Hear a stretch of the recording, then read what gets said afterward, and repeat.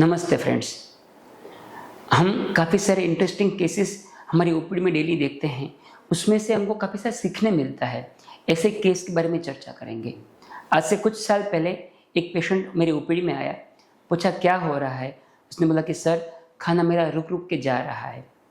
हमने कुछ एग्जामिन किए पेशेंट को, कुछ टेस्ट किए तो पता चला कि उसको अन्ननलिका कैंसर है।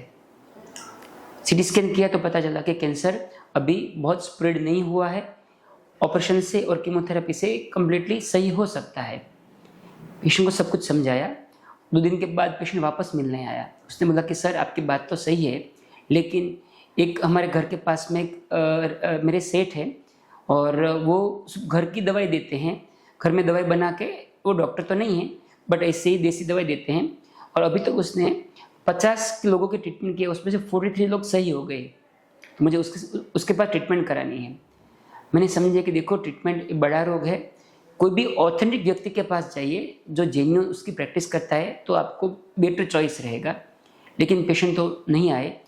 3 महीने बाद पेशेंट मेरे पास वापस आए, एक और सीटी स्कैन लेके आए। उसने बोला कि देखो सर हमने 3 महीना सारवार किया है और हमने फ्रेश अभी वापस एक सीटी स्कैन कराया है, अब मुझे बताइए कि कितना फ़र्क है। मैंने दोनों स्कैन पास में लगाई और कंपेयर किया तो पता चला कि अभी कैंसर पूरा फैल चुका है। 3 महीने में कैंसर काफ़ी आगे बढ़ गया है, अभी वो सही होने की कोई गुंजाइश नहीं रही है। मैंने पेशेंट को सॉफ्ट लैंग्वेज में समझाया कि देखो आपके कैंसर तो आगे बढ़ा है, काफ़ी जगह स्प्रेड हो चुका है। फिर तो पेशेंट चला गया और 3-4 महीने के बाद में उसकी डेथ हो गई। लेकिन एक घटना मेरे लिए बहुत दुखद इसलिए रही कि वो पेशेंट यंग था, वर्कर था, उसके पीछे पूरा फैमिली डिपेंडेंट था उसके लिए। उसकी वाइफ थी, बच्चे थे, और ये पेशेंट की 40-45 की एज थी। वो सब निराधार हो गए। बात यह है कि ट्रीटमेंट करने से पहले रोग पूरा अच्छे हो सकता था, लेकिन गलत फहमी, गलत इन्फॉर्मेशन की वजह से पेशेंट की लाइफ बर्बाद हो गई।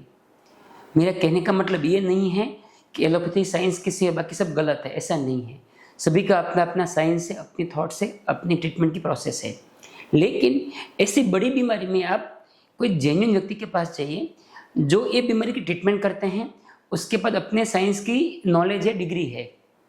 कई बार लोग ऐसे होम रेमेडी से सर्दी जुकाम की ट्रीटमेंट तो कर सकते हैं, लेकिन ऐसी बड़ी बीमारी में ऐसी गलतफहमी नहीं रखनी चाहिए। फ्रेंड, उसमें इश्यू क्या है मैं समझाता हूँ। जिसने बोला कि उसने 50 में से 43 केस सही करे हैं, एक्चुअली होता ये है कि पेशेंट उसके पास आए, कैंसर के पेशेंट हो सकते हैं, दवाई दी, 5 दिन के बाद में पेशेंट ने बोला कि मुझे अच्छा लग रहा है, तो उसने मान लिया कि मैंने पेशेंट को सही कर दिया है। ऐसा होता नहीं है। ऐसे केस में हमारे मेडिकल साइंस में हम लॉन्ग टर्म फॉलोअप बोलते हैं। 6 महीने, साल, 2 साल के बाद पेशेंट की क्या स्थिति रही वो जानना बहुत ज़रूरी है। वो कई लोग नहीं करते हैं और समाज के अंदर गलत इन्फॉर्मेशन स्प्रेड होती है। दूसरा, कई केस में कैंसर होता ही नहीं है। किसी ने बोला है कि पेट में गांठ है, गांठ का मतलब कैंसर नहीं होता है। कई बार कैंसर की शंका है और कोई दवाई दिया, 2 दिन की पेशेंट सही हो गया, उसने बोल दिया कि मैंने पेशेंट कैंसर को सही कर दिया। ऐसा नहीं होता है। तो हमको क्या करना है? तो पहली बात मैं सबको बोलता हूँ, आपका डायग्नोसिस कंफर्म कराइए। कैंसर की शंका के आने के बाद में पहले प्रॉपर रिपोर्ट कराइए, एक बार कंफर्मेशन कराइए। दूसरा, जो भी आप ट्रीटमेंट करते हो उसके लिए ऑथेंटिक व्यक्ति, कोई भी थेरेपी करिए, लेकिन उसके अंदर जेन्युइन व्यक्ति उसको ढूंढिए, उसके पास जाइए। कोई बोलते कि मैंने पेशेंट सही करे हैं, देखो सभी के केसेस सेम नहीं होते हैं। किसी को गले का कैंसर है, किसी को फेफड़े का है, दोनों बहुत अलग होते हैं, सेम नहीं होता है। तो सभी एक पेशेंट की इन्फॉर्मेशन दूसरे को काम नहीं आती है।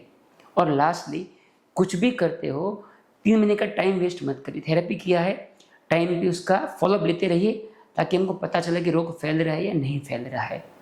मैं आशा करता हूँ कि इन्फॉर्मेशन आपको काम आएगी और हम उसमें से कुछ सीख लेंगे। धन्यवाद।